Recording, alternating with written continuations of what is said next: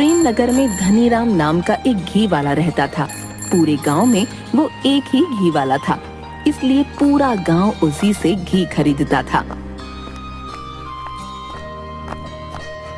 वो दूध वाले से दूध लेता और उसको जमाकर उसका घी निकाला करता। साथ ही साथ वो दही, छाछ और दूध से बने पदार्थ भी बेचा करता था, पर वो घी के लिए ज्यादा प्रसिद्ध था।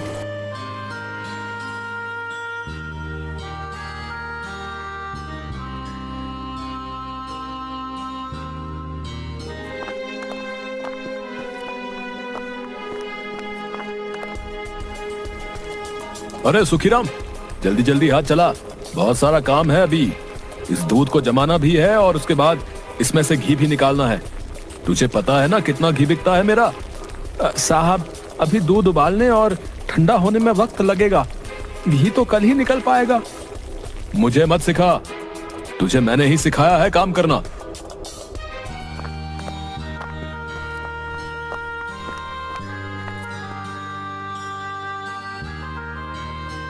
अरे धनीराम, जरा 2 किलो घी देना।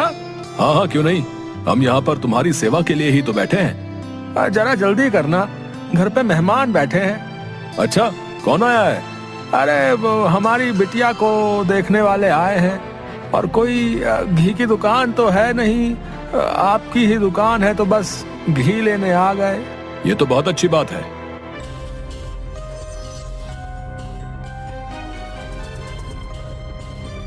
धनीराम लोगों को बातों में फंसा देता था और अपने तराजू के नीचे चुंबक लगाकर रखता, जिसकी वजह से घी कम तोलता था और ये बात किसी को पता नहीं चलती थी।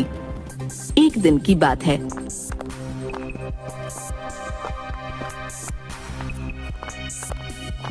अंकल अंकल, मम्मी ने 2 किलो घी मंगाया है। तू छोटा सा है, 2 किलो घी संभाल कर ले जाइयो, गिरा मत दियो। आपको मैं छोटा सा लग रहा हूँ, पर मैं सारे काम कर लेता हूँ, मुझे 2 किलो घी दे दो। बच्चा समझदार था। धनीराम घी कम तोलता है और उड़ते उड़ते उसमें मक्खी गिर जाती है। जब बच्चा उस डिब्बे को पकड़ता है तो कहता है, अंकल, ये 2 किलो का डिब्बा है, ये तो पूरा भरा भी नहीं है। मैंने आपसे 2 किलो घी मांगा था, पर आपने ये कम तोला है। ये प्योर घी है, इसलिए ये तुझे कम दिख रहा है। पूरा 2 किलो है, तो अपने साइज के अनुसार बात किया कर, जितना है उतना ही दिमाग चलाया कर। इसमें तो मक्खी भी गिरी हुई है। अरे ये मक्खी कहाँ से आ गई? मैं ना कहता था, मेरा बनाया घी बिल्कुल शुद्ध होता है। देख, इसमें मक्खी गिरते ही मर गई, क्योंकि वो गंदी चीजें खाती है। इसको शुद्ध चीज हजम नहीं हुई। ला दे, मैं दूसरा घी दे देता हूँ। धनीराम उसको बातों में उलझाकर उस घी में से मक्खी निकालकर उसको सही करके दे देता है, जिससे बच्चा बहल जाता है और वो कम घी लेकर चला जाता है। वो ऐसे ही लोगों को बेवकूफ बनाया करता था। एक दिन उसी गांव की राधिका नाम की औरत धनीराम के पास आती है। राम राम जी धनीराम जी। आओ बहन जी आओ, कैसे आना हुआ? आपसे एक काम था। मेरे घर पे कल कुछ लोगों के लिए दावत है और पूजा भी रखवाई है, तो उसके लिए मुझे घी चाहिए। ये तो बहुत अच्छी बात है, आपने ईश्वर का नाम लेने की सोची। और रही घी की बात, तो उसके लिए तो हम बैठे हैं ना। आप जितना कहो उतना ले जाओ, बल्कि मैं आपके घर घी पहुंचा दूंगा, आप चिंता ना करो। ये तो बहुत ही उचित बात है भाई साहब, मैं तो काम में व्यस्त रहूंगी। आप ही मेरे घर 20 किलो घी पहुंचा देना। आप निश्चिंत होकर घर जाइए, मैं पहुंचाने आ जाऊंगा।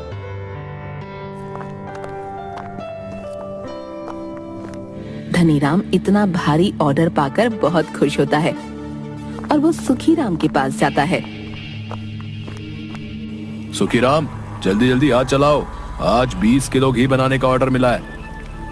20 किलो घी सेठ जी, आज तो वैसे ही दूध कमाया है, भला इतना घी कैसे निकल पाएगा? कुछ भी अच्छा होता है तो उसमें तू भांजी मार देता है। तू घी बना, बाकी मैं देख लूंगा। सुखीराम धनीराम के कहे अनुसार जल्दी जल्दी हाथ चलाता है और घी बनाना शुरू करता है। पर 15 किलो घी ही बन पाता है। सेठ जी, 5 किलो घी कम रह रहा है, अब क्या करना है? तेरा काम खत्म हो गया, तू अब अपने घर जा, बाकी का मैं खुद देख लूंगा। ये घी राधिका के घर पहुंचाना है। मैं पहुंचा कर आता हूँ। पर ये तो केवल 15 किलो ही घी है। इसको 20 किलो घी बनाने की जिम्मेदारी मेरी है। तू जा यहाँ से। धनीराम पास में रखे नकली घी को असली घी में मिला देता है, जिसकी वजह से उसकी मात्रा पूरी हो जाती है और वो अपनी चालाकी पर बहुत मुस्कुराता है।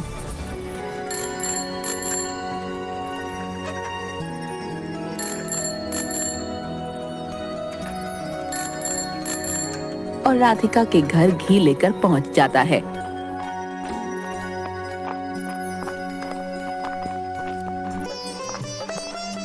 आ गए भाई साहब, हलवाई आपके यहाँ के घी का ही इंतजार कर रहा है।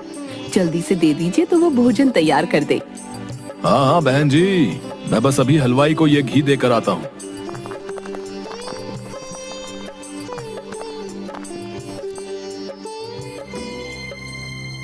जब हलवाई उस घी को देखता है तो उसको कुछ शक होता है और वो धनीराम से कहता है, ये कैसा घी है? इसमें तो अलग ही महक आ रही है। ये हमारे गांव का स्पेशल घी है जो मैं पूजा के लिए लेकर आया हूँ। पर इसमें तो देसी घी की महक नहीं आ रही है। तुमने देसी घी देखा ही कहाँ है? ये तो बिल्कुल शुद्ध देसी घी है, इसलिए तुम्हें इसकी महक अलग सी लग रही है। जल्दी से भोजन बनाओ, वक्त बीता जा रहा है। हलवाई भी धनीराम की बातों में आ जाता है और वो उसी घी से भोजन बना देता है और सभी राधिका के घर पर पूजा के बाद भोजन करते हैं।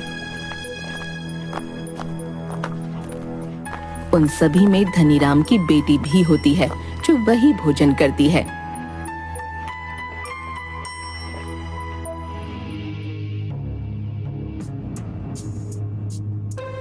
अरे हमारी बिटिया कहाँ है? वो अभी तक दिखी नहीं मुझे। मुझे कितना वक्त हो गया है आए हुए। वह राधिका के घर पर भोजन करने के लिए गई है, आती ही होगी। जैसे ही उसकी बेटी घर पर आती है तो वो उल्टियां करना शुरू कर देती है। उसकी ऐसी हालत देखकर धनीराम के पैरों तले जमीन खिसक जाती है। जब वो उसको अस्पताल लेकर भागता है तो देखता है कि गांव के ज्यादातर लोग बीमार पड़े हुए हैं। ना जाने इस राधिका ने कैसी दावत खिलाई है हमें। हमारी तो तबीयत ही खराब हो गई भैया।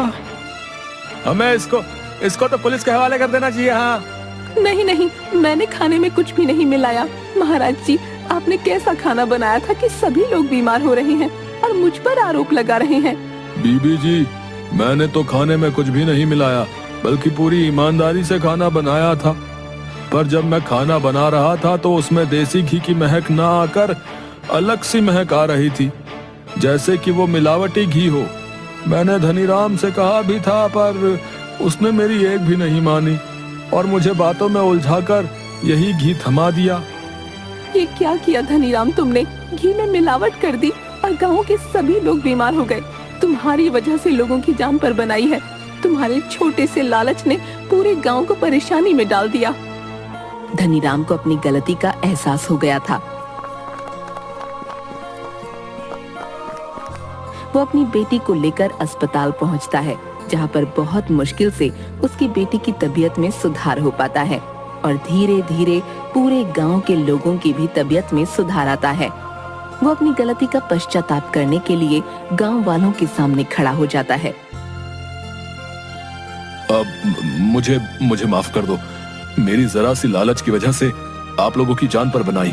मैंने कम पैसों में ज्यादा मुनाफा कमाने की सोची, पर यह तो बहुत घाटे का सौदा रहा। मुझे नहीं पता था कि मेरी इतनी छोटी सी नादानी इतनी भारी पड़ सकती है।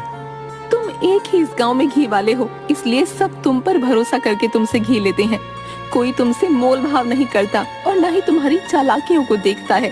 तुम कितना लालच करते हो ये सबको पता है, पर हर कोई मजबूरी में तुमसे घी खरीदता है और तुमने हम सबकी मजबूरी का फायदा उठाया।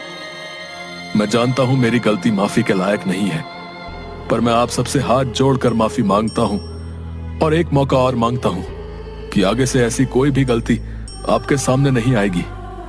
पूरा गांव गुस्से में धनीराम को देख रहा था, पर उन्हीं में से एक बुजुर्ग सामने आता है और धनीराम से कहता है, देर आए दुरुस्त आए। गांव वालों, धनीराम को अपनी गलती का एहसास हो गया है और उसे इसकी सजा भी मिल गई है। हमें इसे एक मौका और देना चाहिए। हमें इसको माफ कर देना चाहिए। मैं आप सब लोगों का गुनहगार हूं। आप सब लोग चाहे तो अब भी मुझे पुलिस के हवाले कर दें, लेकिन अपनी गलती का पछतावा है मुझे। मैं गांव में रहकर सबकी सेवा करना चाहता हूं। मुझे माफ कर दीजिए। सभी उस बुजुर्ग की बात मान लेते हैं और धनीराम को माफ कर देते हैं। अब धनीराम पूरी ईमानदारी के साथ घी बेचा करता। अब फिर से हर कोई खुशी खुशी धनीराम से घी खरीदने के लिए आता और धनीराम की दुकान के आगे भीड़ लगी रहती। धनीराम अब लालच के बारे में सोचता भी नहीं था। न ही वो घी कम तोलता और न ही उसमें मिलावट करता। अब वो सच्चा और ईमानदार घी वाला बन